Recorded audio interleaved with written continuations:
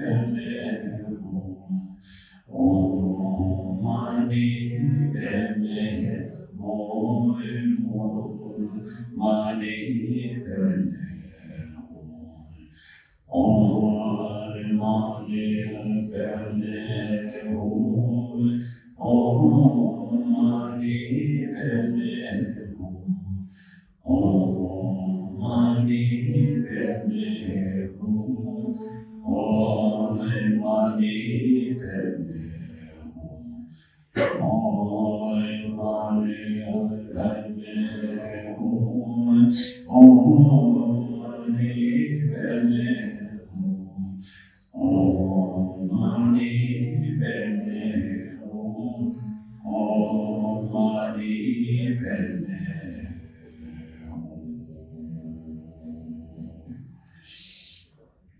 No Gyewa Di Pruta Jirin Sewan Rawa Jidya Maru Pati Salam Gyewa Jishu.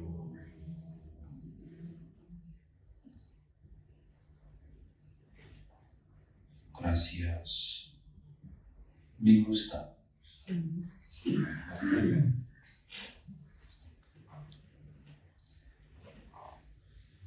Now, so you have to ask me questions now.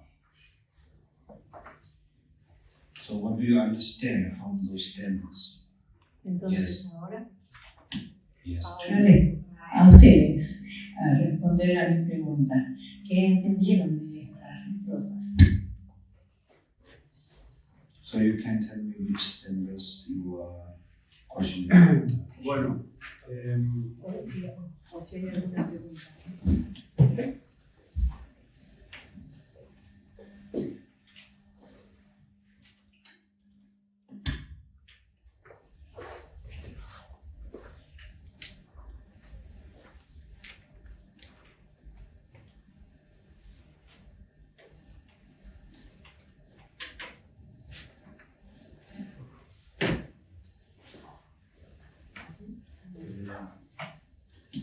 ¿funciona? Sí. A ver, habla. Hola, hola. Hola. Hola.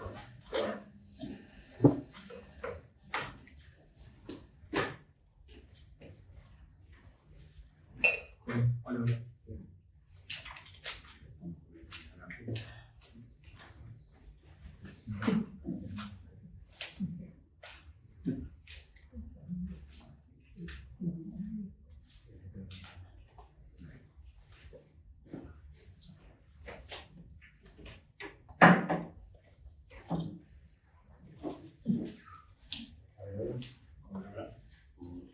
Si no decirlo fuerte, Sí, alto mejor. Bueno, yo, mi reflexión o mi aprendizaje hasta el momento, y lo vinculo con la última parte del día de ayer a la mañana, cuando hablamos sobre la muerte del Buda, que ¿no? El Buda murió y yo creo que, digamos, ahí es un tema de diferenciar cuerpo y conciencia. Tomamos el tema de la tarde con la muerte, digamos, del cuerpo físico, y que la conciencia es la conciencia, digamos, la que trasciende y genera, digamos, esa vida, digamos, de vida en vida, ¿no? Y yo vinculo el concepto de la originación dependiente a esa evolución de la conciencia en las diferentes vidas, ¿no? Diferenciando lo que sería el concepto de alma, digamos, con su composición permanente, digamos, de lo que sería la originación dependiente y con su carencia de existencia propia, ¿no? Y que todo este camino, digamos, de acercamiento al Dharma genera, digamos, una disminución, una búsqueda de disminución del afamamiento al yo, y con eso, digamos, interrumpir el ciclo de nacimiento, vejez, enfermedad y muerte a un ciclo, digamos, de mayor plenitud, ¿no? O sea, solamente vinculo, digamos, la originación dependiente con ese proceso, digamos, a lo largo de las vidas, ¿no? So he kept in mind this contemplation about that you told us yesterday, why Buddha died. Sorry? Why Buddha died. Why Buddha died? Yeah. So clearly it's the body that dies and the consciousness transcend this life and go to another life and another life. So this teaching about dependent origination, I think that is the tool to develop the consciousness from one point of view, like in our tradition in Western countries, we call the soul, considering the soul like something permanent. With these teachings, we can go beyond that, finding that the consciousness has not inherent existence.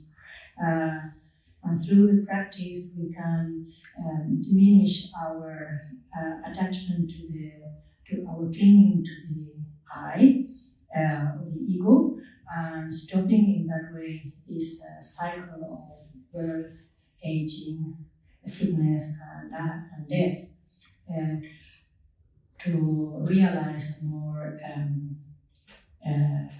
deeper understanding about consciousness.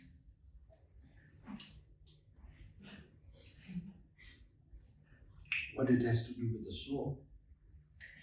¿Por qué trajiste la idea del alma? Porque para mí el descubrimiento, digamos, son los dos caminos, digamos, a los cuales... porque yo creo que son los dos caminos en los que el ser o la civilización se divide, ¿no? O sea, el alma eterna propia de existencia propia, o el camino, digamos, de la vacuidad, de la existencia no propia y del continuo cambio y digamos, de la impermanencia. Y yo creo, digamos, que a mí, digamos, mi camino personal, y como muy bien dijo usted, Lama, en nuestra cultura occidental, acostumbrados a creer en el alma como el final de nuestra vida, el camino espiritual, digamos, cubierto por el Buda, como dicen las alabanzas, digamos, es un camino, digamos, eterno y, digamos, y hay que verlo, creo yo, en un horizonte más largo de la vida de uno. Y eso quizás da más paz, ¿no? El saber que uno se va a morir, a dónde va el alma, o si uno se va a morir, su conciencia sigue en diferentes vidas, independientemente del cuerpo físico, ¿no? Yeah, there is some, like in the world nowadays, we can divide in like two beliefs. One, like those who believe in a soul, and then the other one, like the Buddhist teachings, where the emptiness and the impermanence of everything help us to understand that the consciousness goes beyond what we understand as a soul. So in my way, in my path, I understand that as the homage is saying, what have discovered the Buddha himself, a broader view, for example, regarding death. For some people is where will this soul go after death? And for Buddhist practitioners, we know that this consciousness will go on, but it hasn't an inherent existent life through life.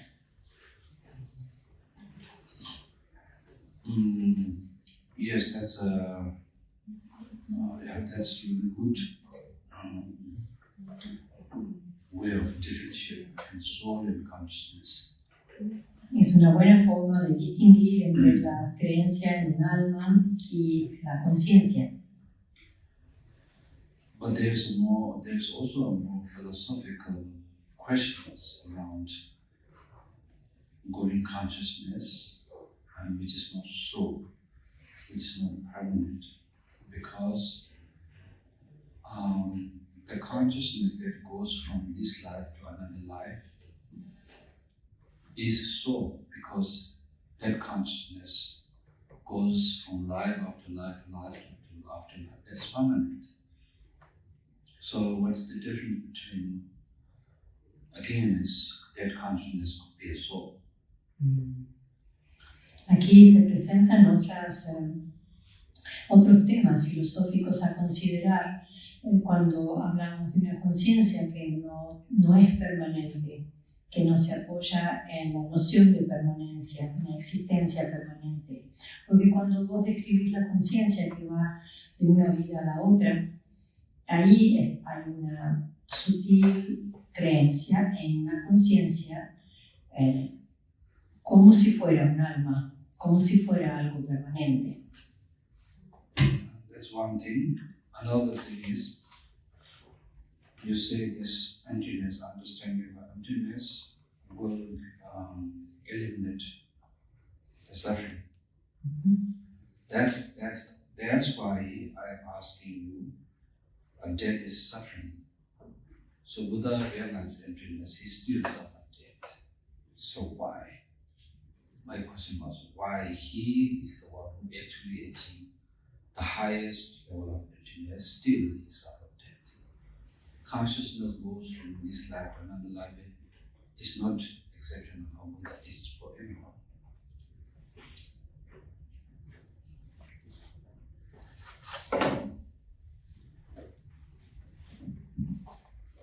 El otro punto para resaltar con respecto a tu reflexión es que decías que comprender la vacuidad nos va a llevar a eliminar el sufrimiento.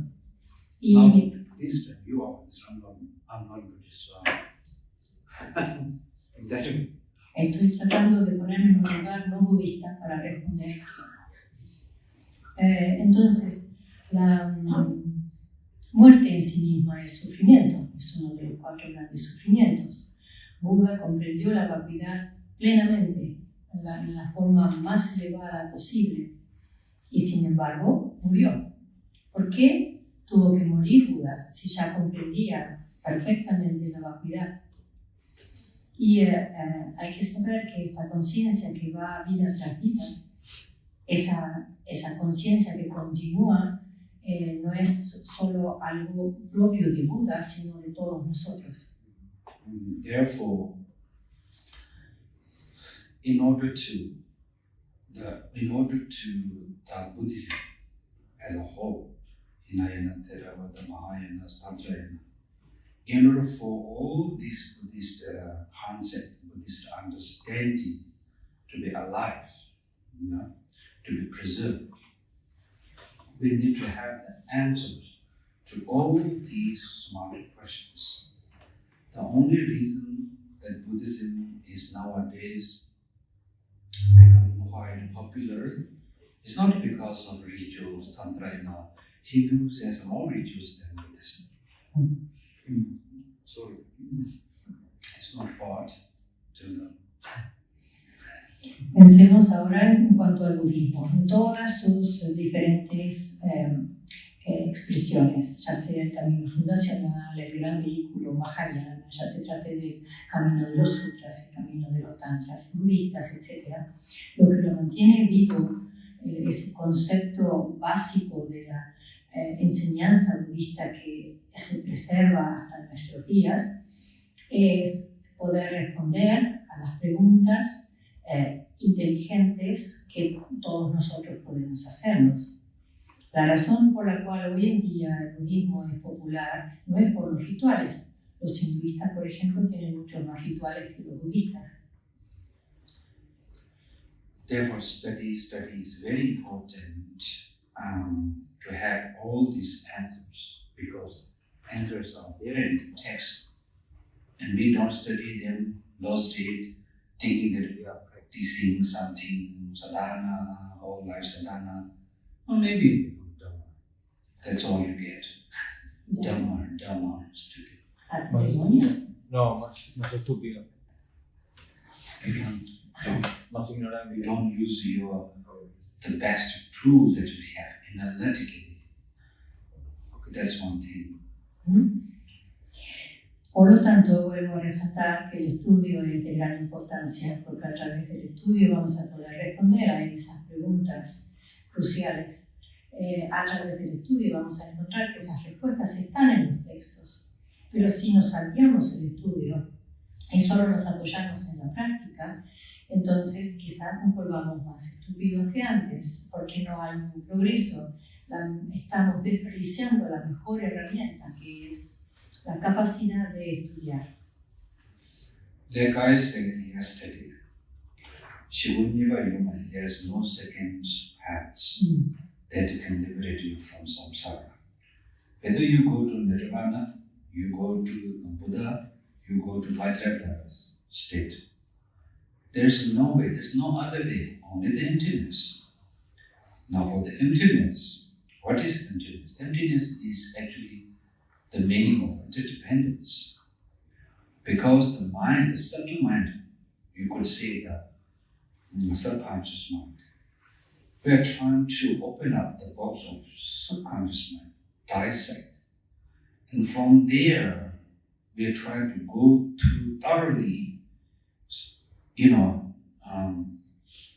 on a very detailed level, a very specific level, not just randomly, there's something on the truth I found. No, it's just going deep into each and every aspect of the mind and how they see the object, how they perceive the object, how they reason there.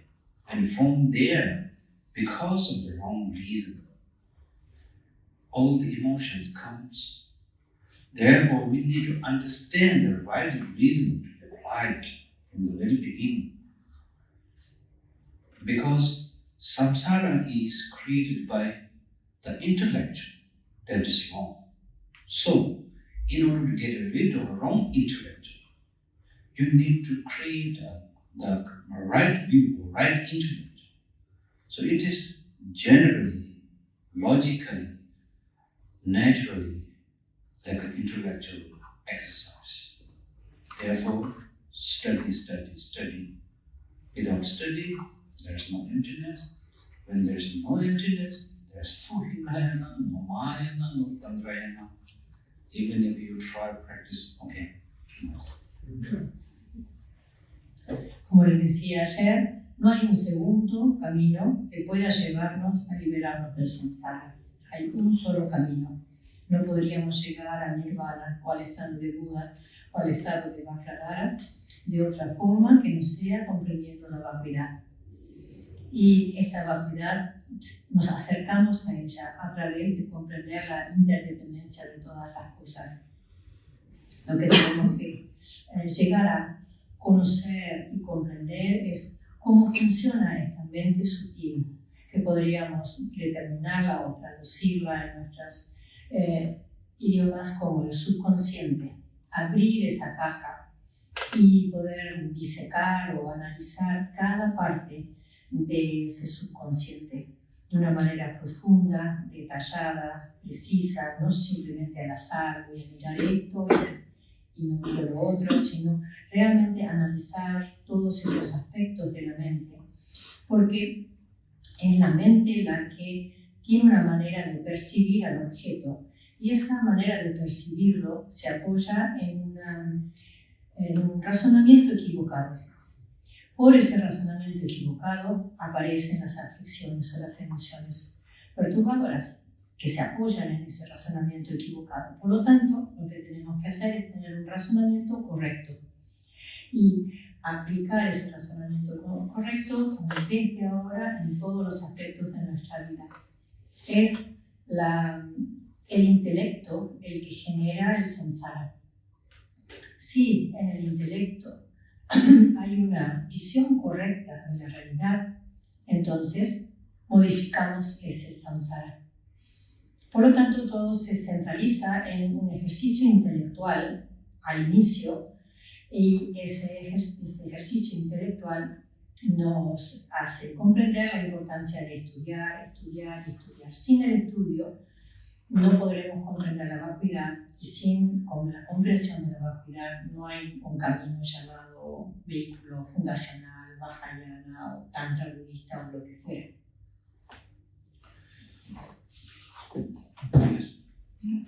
Está lo Cristian, y después Ale, aquí arriba aquí, y después Thank you, Gisela. Thank you, Narendran. What I have understood in these stanzas is that there is a middle path between the conception of nothing exists and the conception of everything is forever and exists permanently. I think this is the key for the understanding of also why Buddha died. Buddha died because he was a man, and he also wanted to show how or what happens with us as human beings and sentient beings in this world after our lifespan and until we die. And Buddha also showed that he was subject to the same logic, even if he had understood completely the emptiness. I think the difference lies on how we react as human beings in front of those phenomena. If we don't know, or if we have not completely understood emptiness, the result of that lack of comprehension is suffering. But the phenomena are there, and if we have understood finally emptiness, our reaction will be different. We will finally cease the suffering. I think suffering is the consequence of that misunderstanding. And that was what Buddha explained. Nothing has a permanent existence, but that doesn't mean that everything is unreal or doesn't exist. Never. Either there is doesn't want to say everything is forever and is permanent. So you have to learn how to see deeper into the phenomena and the things and the reality. And his death was another lesson of that.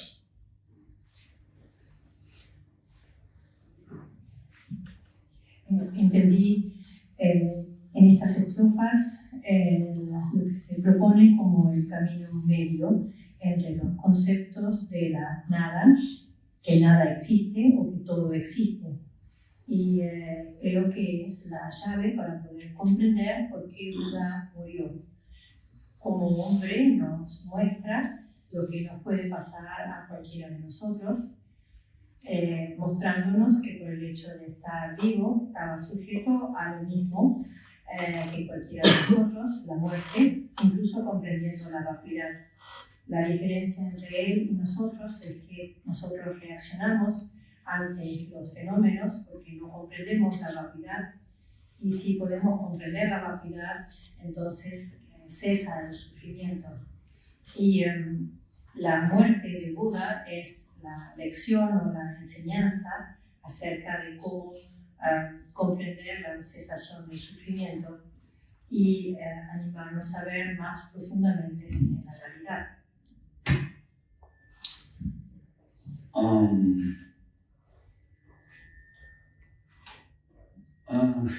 I don't know how to answer that.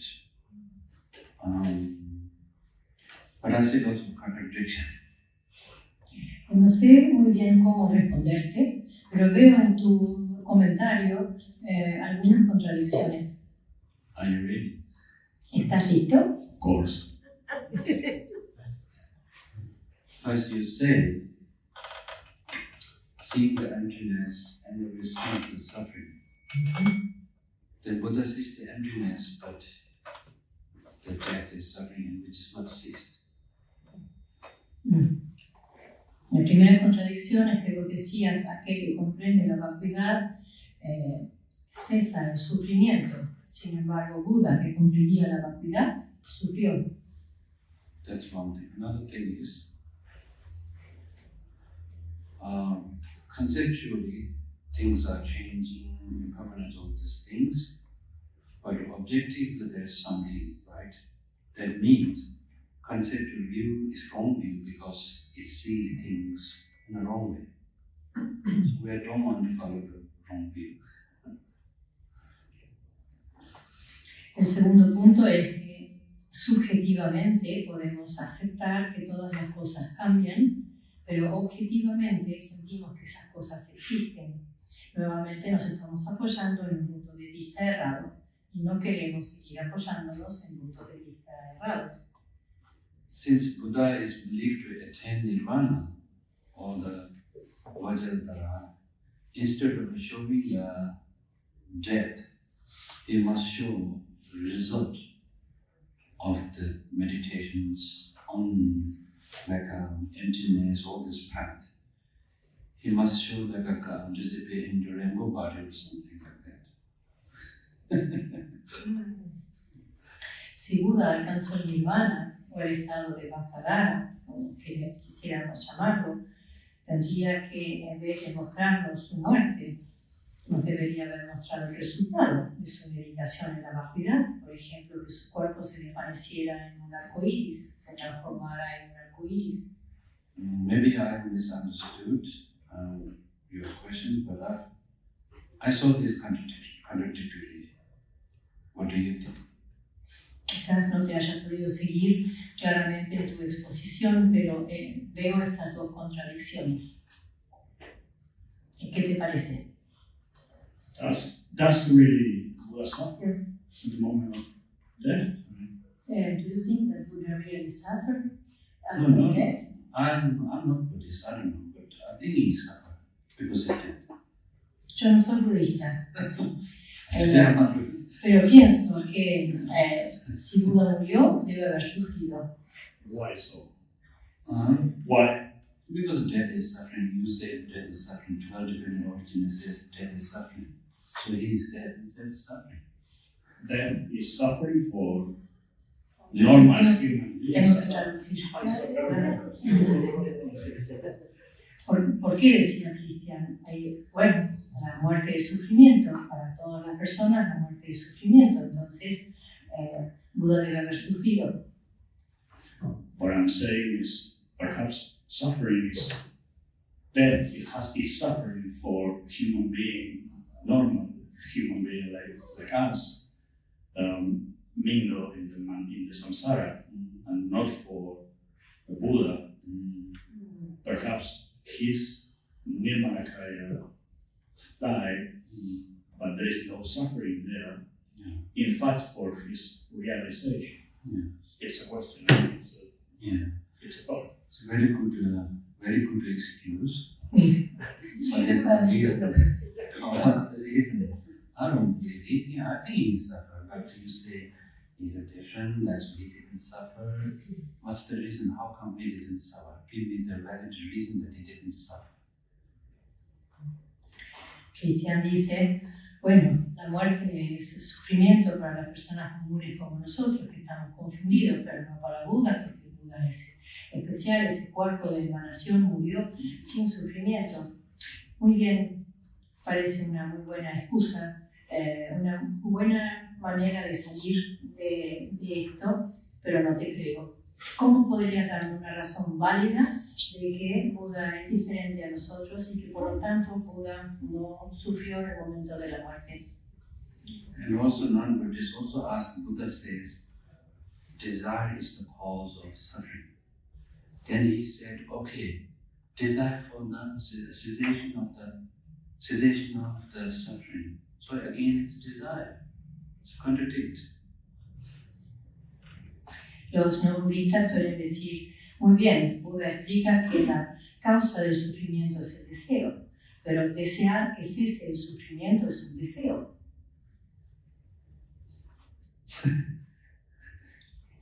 Perhaps it's a motivation, not a desire. Perhaps it's just desire without attachment. Well, as long as there's a desire, there is attachment. Desire is attachment. El deseo es apego.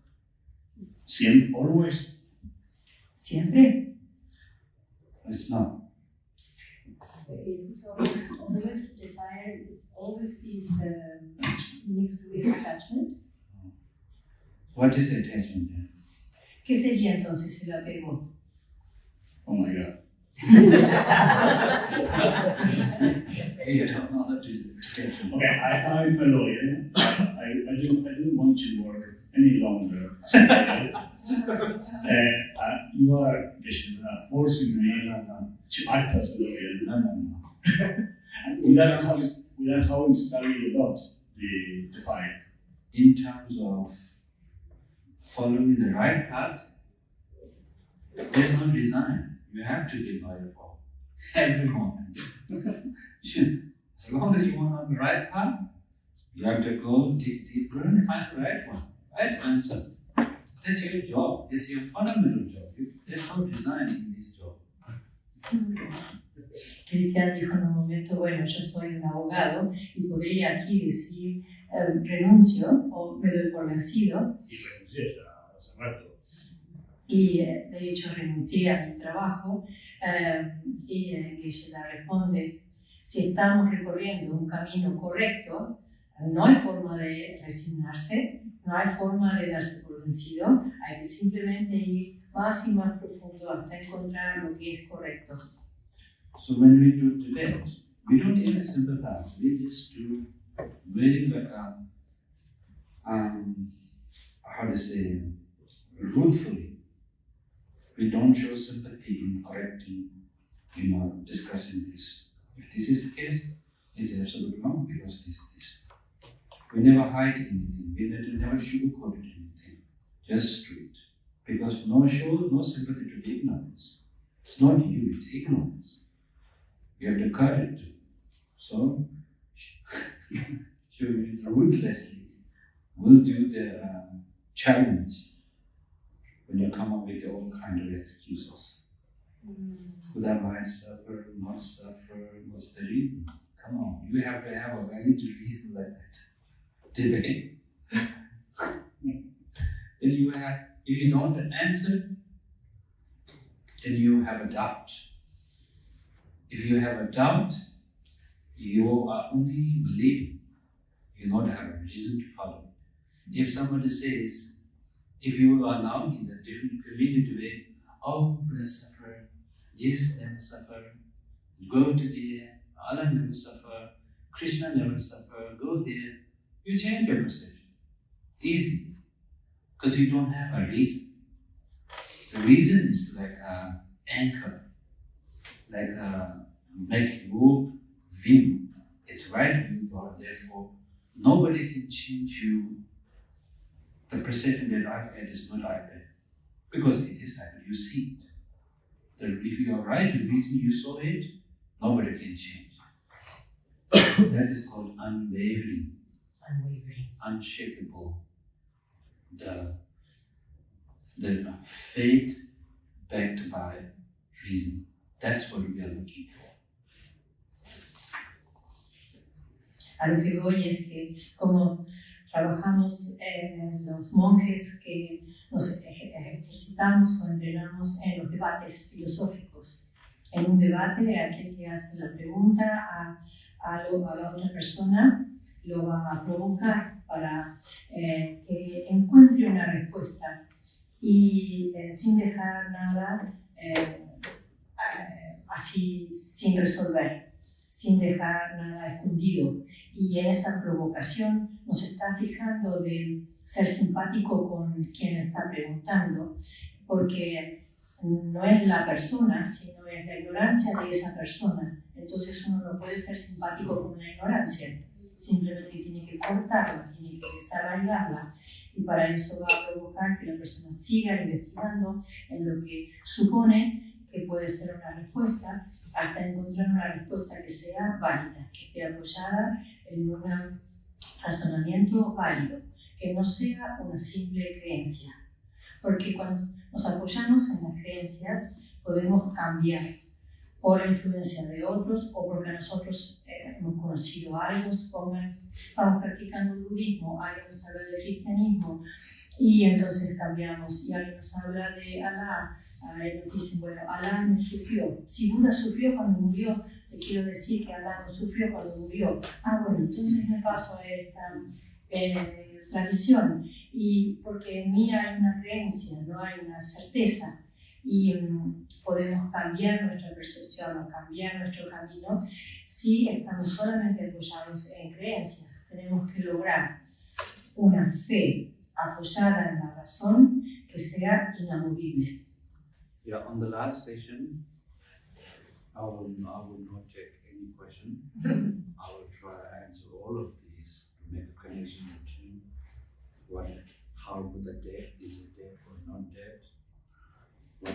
What happens, cessation, how cessation comes, and how this answers to many of other questions, like some of you ask, like confusion, and also, yeah, all of you guys, different questions will be answered. Voy a dejar la cuarta sesión, donde no voy a pedirles que me comenten o me pregunten algo. Voy a dejar esa sesión para establecer una conexión entre esta enseñanza y eso que comenté ayer acerca de la muerte de Buda, acerca de la cesación, y poder incluir en esa exposición de la tarde otros comentarios que han hecho acerca de la confusión y demás temas. So I think Habían otras personas que querían comentar, Ale, después Patricio. Okay. So I have a reflection regarding what you have been emphasizing yesterday and today regarding study, and going deeper there. So I'm really seeing the value of that because I realize that still sometimes I just keep with something without digging more. But at the same time, my experience, my personal experience, is that at the beginning of the path, I was kind of lazy meditating, studied books, reading, analyzing, because I'm a very rational person from my history, my background. But what I found is that, oh yes, I think I got it, right? But then when I started practicing and incorporating that theory into the practice and then going to the theory again and going to the practice was much more helpful. So my question is, if you are emphasizing this aspect because you see that need in us maybe or something like that, or I don't know, your path or your way is more with study and debates and not so much about meditation, just to understand, because in my practice really changed my deeper perceptions and behaviors and my patterns when I really saw interdependence through meditation, or really analyze through Lacan if is there or not someone. That's the question. Usted enfatizó el estudio y yo veo el valor de esto. Veo también en mi manera de conectarme con el budismo, que a veces no llego a profundizarlo. Solía ser perezoso en la meditación y más activo en la lectura, porque soy alguien racional por mi formación, pero al practicar pude ver cómo podía incorporar lo que iba estudiando, y eso fue de gran ayuda.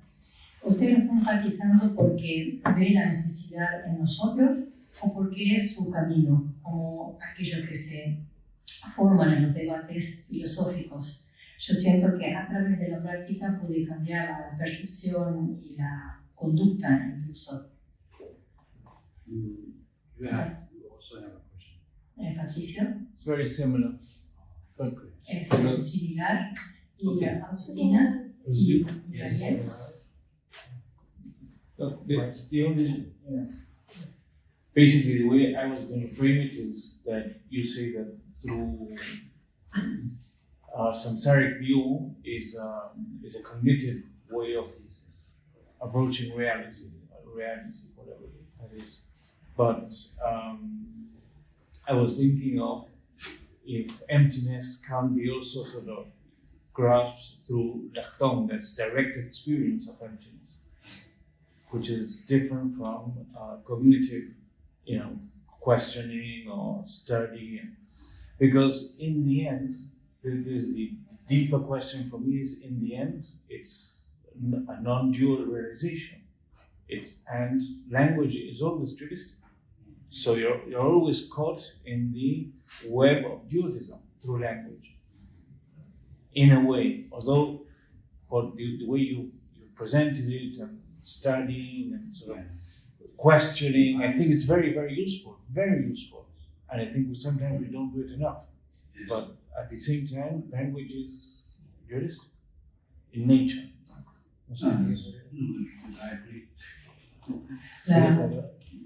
Dice Patricio, usted comentaba que la forma en que percibimos el samsara es cognitiva, es un error cognitivo. Sin embargo, me pregunto si podríamos comprender la vacuidad a través de la práctica de Vipassana en vez de solamente el estudio, porque lo que necesitamos realizar es la no dualidad, y el lenguaje tiene siempre nociones dualistas. Agustina, pueden marcar el micrófono y después Ariel. Bueno.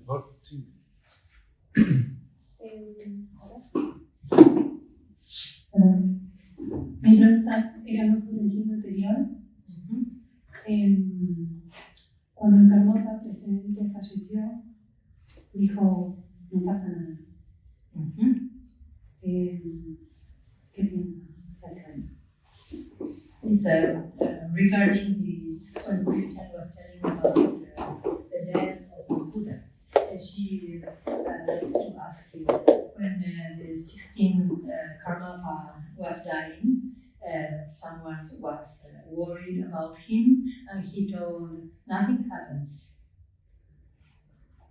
Maybe you remember. So what does His Holiness meaning in that phrase? Sí, Thank you very much for the teachings. And yesterday we were trying to practice a little bit of philosophical debate with all of us. During lunchtime, we were it's like going deep into yes, it's not a question, it's like we've been reading, we wrote this book about Milarepa in a cave, ancient time, like completely still, and all vegetable was growing, like he was green. And now it's 2025, and our reflection on inquietud, on inquiry is about the evolution of the human being, like men, yes, from the Lucy in Ethiopia, where the Caucasian, where this ancient human being that stands to 2025, and how the Tibetan philosophy and your studies, how you deal with this evolution. I try to bring the cave as an example, because sometimes we even think we are struggling and making a lot of effort.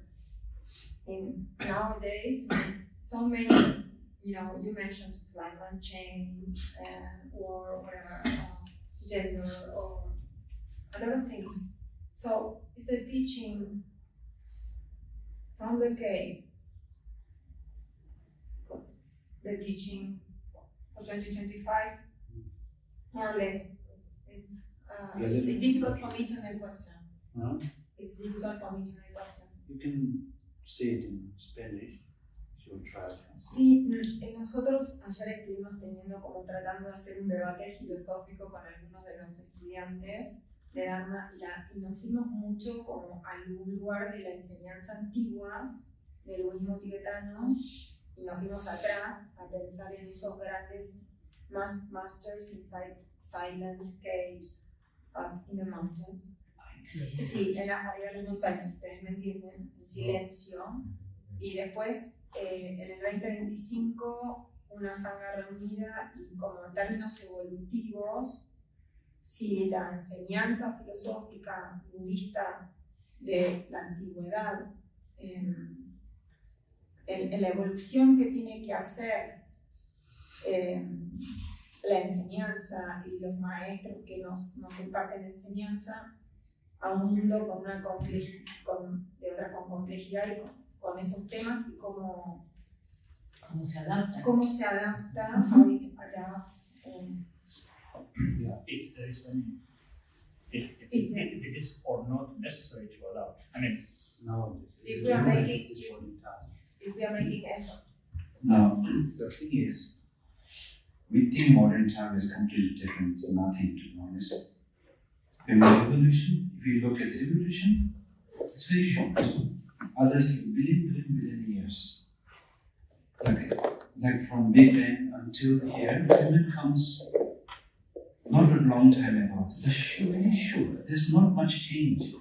We think there's a lot of change, but there's not much change. That's one thing. Number two, Mother Ripa was in the cave during those ancient times. He's not teaching how to build a house, cave, how to keep the cave, things like that. He's talking about the samsara. There's no escape. All of us being in the samsara. We have a mind, consciousness, feeling pain and pleasure. And those thoughts, different. Say you like horse to ride on.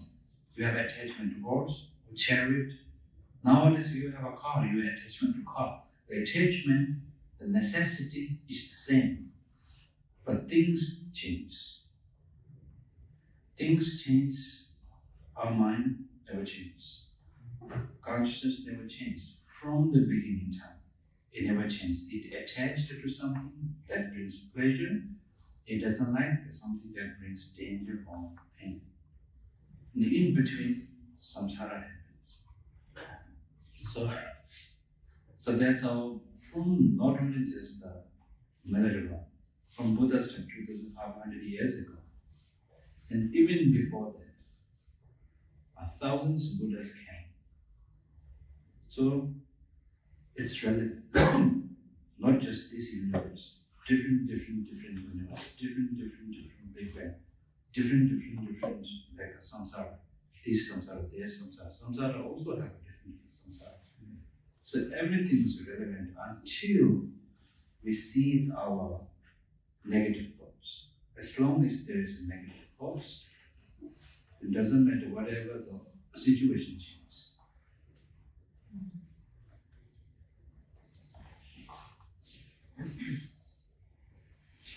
Si miramos la evolución de la humanidad, podemos determinar que es un muy breve tiempo comparado con el comienzo de este universo, que podríamos remontarnos al Big Bang y todos los miles y miles de años que han pasado hasta que apareció el hombre.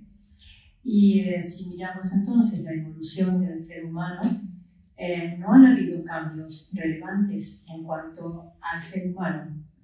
Es cierto, Milarepa no se ocupó de mostrarnos cómo construir una casa o cómo mejorar una cueva, sino de cómo liberarnos del samsara, en donde estamos encerrados en nuestros propios pensamientos con los conceptos de sufrimiento y placer.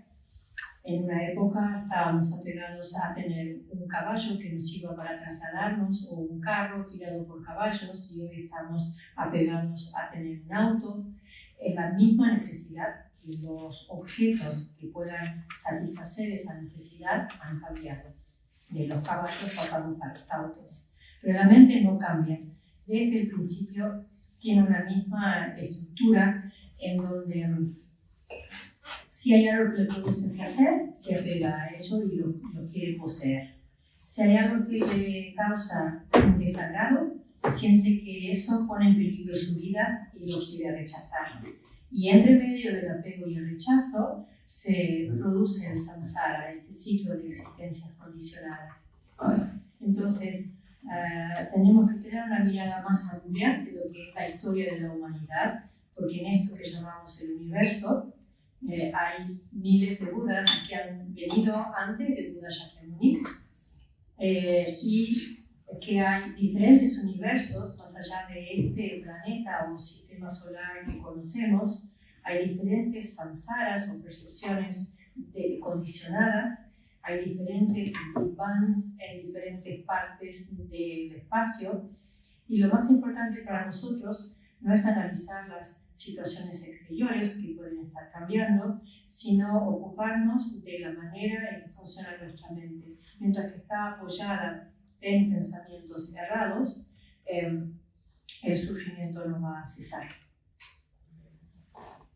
Yeah, it's about time. So the next session is what time? 3 to 4:30 3 to 4:30. or until 11? Until 11? 3 to 11. Yes. Yeah, sure. I don't think so.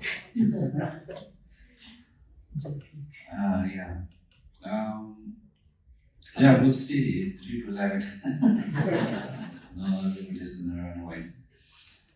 Preguntaba el horario de la tarde, de 3 a 4:30, pensando que quizás nos quede corto, le dije de extendernos. So, I don't know if you can stay up to 10, but come on time, 3 o'clock, so we have more time. So now, I'm not going to take questions, I will explain. Okay, keep explaining everything that you ask questions. So, yeah, that's all for now, and so we'll resume our session at 3. Entonces vamos a dejar por ahora aquí, nos encontramos a las 3, traten de ser puntuales para poder aprovechar ese espacio de la tarde en donde nos vamos a ver nuevas preguntas, sino más bien me ocuparé de responder todo lo que han comentado. Y hagamos la dedicación de esta sesión.